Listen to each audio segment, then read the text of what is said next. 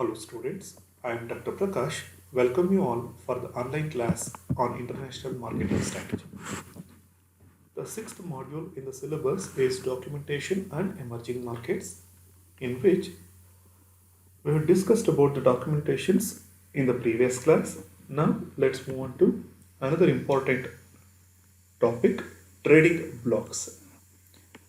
In this class, we are going to discuss about the meaning, types of trading blocks, major trading blocks, and various blocks in brief.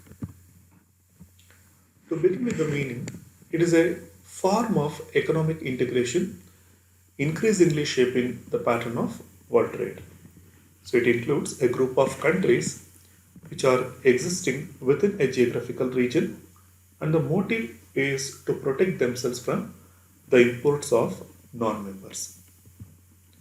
The important types of trading blocks are preferential trade area, free trade area, customs union, and common market. And the major trade blocks are EU, that is European Union, NAFTA, that is North American Free Trade Agreement, OPEC, that is Organization of Petroleum Exporting Countries, ASEAN, that is Association of Southeast Asian Nations, SAARC, that is South Asian Association for Regional Cooperation, Mercosur, that is Mercado Common del Conusul, also known as Southern Common Markets, that is SCCM. Now, let us discuss these important trade blocks in detail. The first one is EU, that is European Union. It is the world's largest trading bloc. The second largest economy in the world is European countries. These are originally called the Economic Community, that is Common Market or the SIX. Formed from the Treaty of Rome in 1957, it comprises of six member nations, that is Germany, France, Italy, Belgium, Netherlands, and Luxembourg. At present, it comprises of 27 member states. The objectives of European Union were to setting up a common market for all goods and services by eliminating all trade barriers. The second objective was to promote free trade among the member nations. The third one was continuous and balanced expansion of markets. And the fourth one was closer relations between the member states. The second one is North American Free Trade Agreement or NAFTA. Initially, it was a bilateral trade between Canada and US. NAFTA went into effect in January 1st, 1994, after the joining of Mexico, creating a trilateral trade bloc in North America. It is the world's largest free trade area. NAFTA has two supplements, that is the North American Agreement on Environmental Cooperation and the North American Agreement on Labor Cooperation. Now let's discuss the provisions of NAFTA. The first one is to eliminate barriers to trade and investment between US, Canada, and Mexico. Secondly, it enables duty free market access.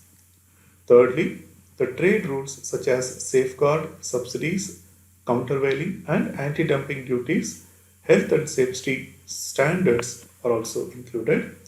The rules on trade in services and investments are also made, and the protection of intellectual property rights and the dispute settlement mechanism between these nations.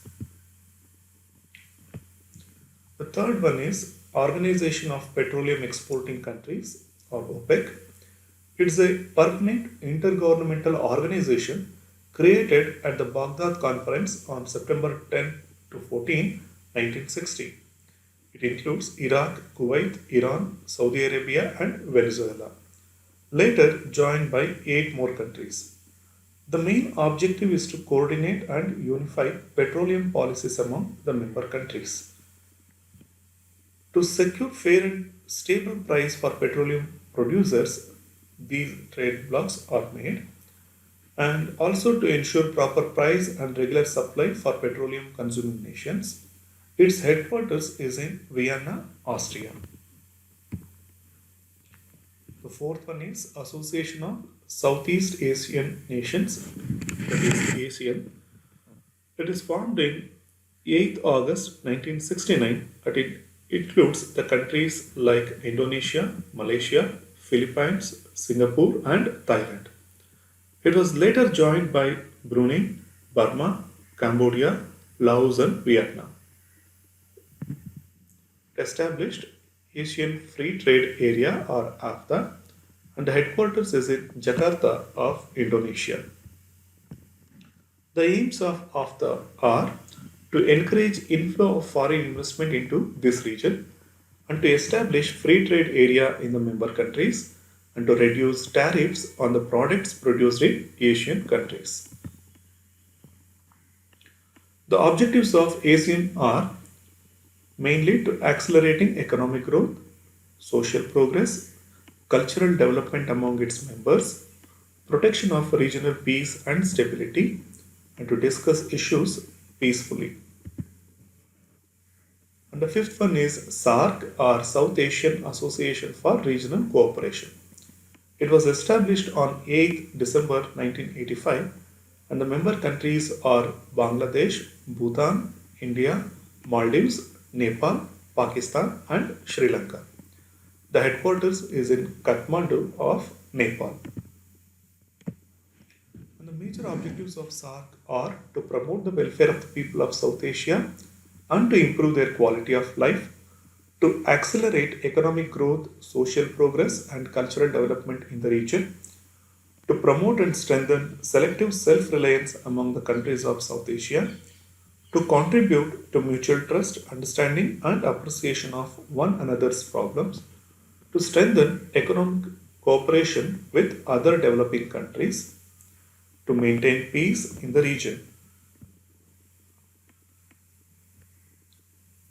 Then we have SAPTA, that is, the Council of Ministers have signed the SAARC Preferential Trading Arrangement Agreement on April 11, 1993.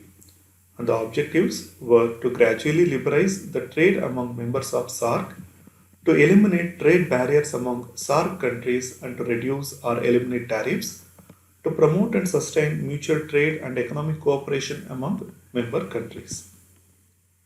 Then we have Mercosur, that is Mercado Común del Consur.